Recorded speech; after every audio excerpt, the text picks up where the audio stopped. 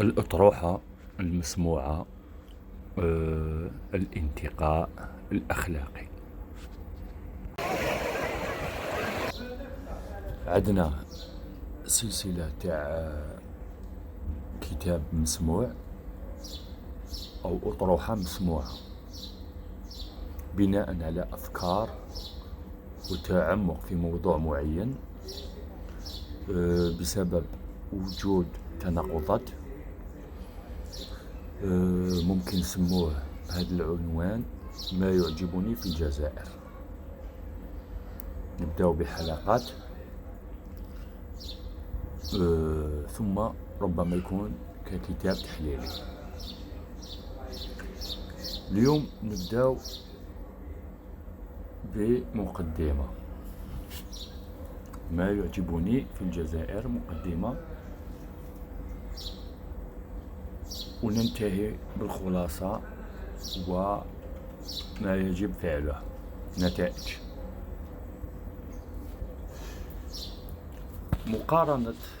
مقارنة بالمغرب الأقصى هو الانتقاء الإيجابي للجينات منذ ظهر التاريخ أو منذ القدم. هناك من يسأل ويستغرب من هذا الطرح ويقول: بأي مناسبة لك أن تسرد هذه المقالة؟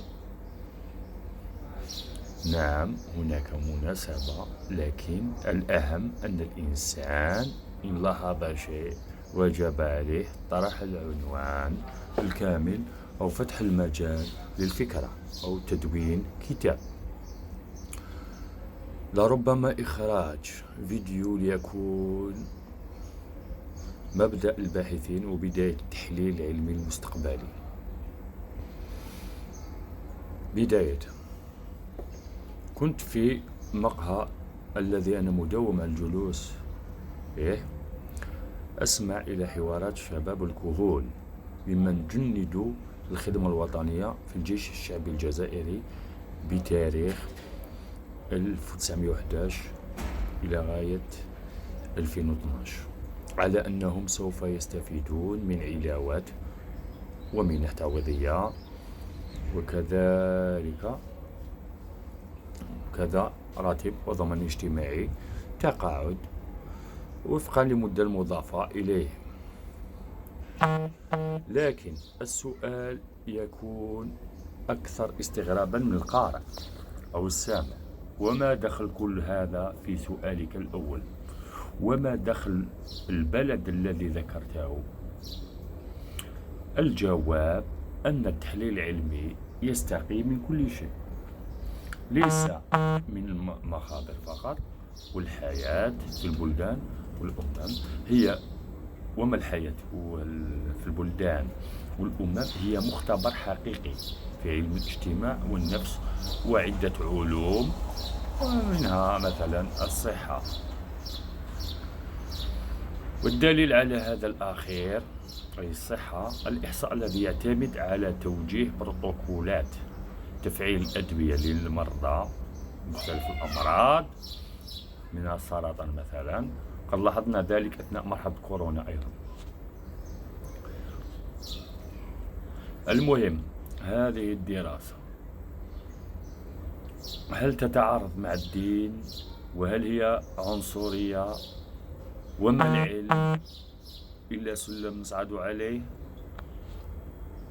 في الجزء الأول من السؤال لا أجد تعارضا، بل اتفاقا في الكثير مع الآيات والأحاديث بمختلف السندات تشير إلى تشير بمختلف الإشارات والجهات، في بعض الأحيان صريحة جدا بين العمق والمحتوى. يبدو أن الأطروحة متشابكة لا يمكن فهمها في البداية. الترابط يبدأ من الوسط. تابعونا في الحلقات القادمة إن شاء الله. صحيح.